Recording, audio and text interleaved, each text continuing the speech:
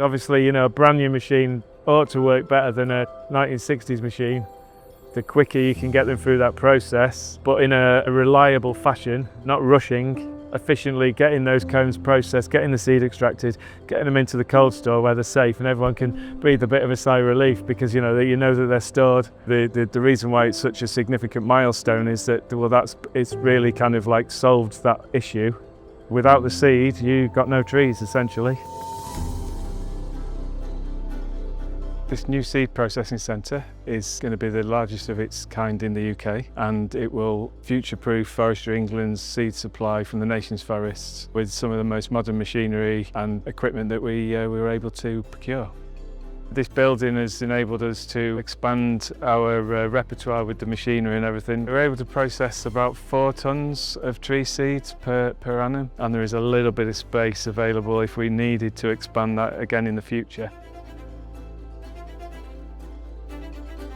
As the nation's forests are facing increasing threats from pests and diseases and climate issues, we are expanding our use of alternative species, the species of the future, to try to mitigate those effects and hopefully produce resilient forests which will be there for years to come. Our nurseries, we grow 60 species, and by investing in those resources, this is definitely going to help our forests become more resilient to climate change. With pests and diseases, the work which we are doing, they will make our forest more tolerant of pathogens, and more importantly, we'll be also having that future timber resource. So as we speak, we harvest 1.2 million tons of timber from our forests, which is 40% of the overall production in England. For having the timber security, we need to plant more species which are climate hardy, and the work which we are doing here, it is the basics of making the nation's forest more resilient.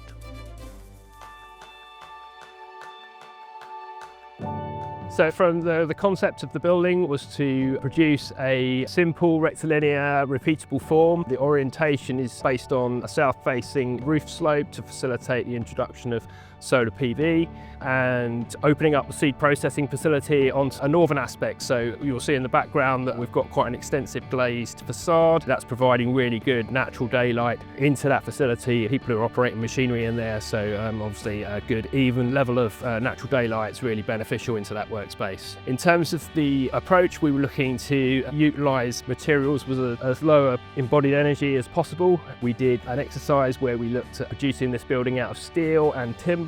At the time when we did those cost plans, there was very little difference in the price of the two options.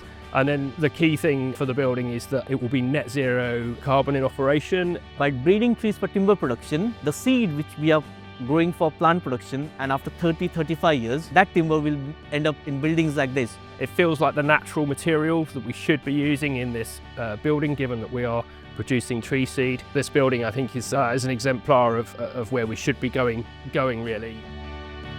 Well, this fabulous new facility was made possible by funding from DEFRA's Nature and Climate Fund and investment from Forestry England's own funding stream.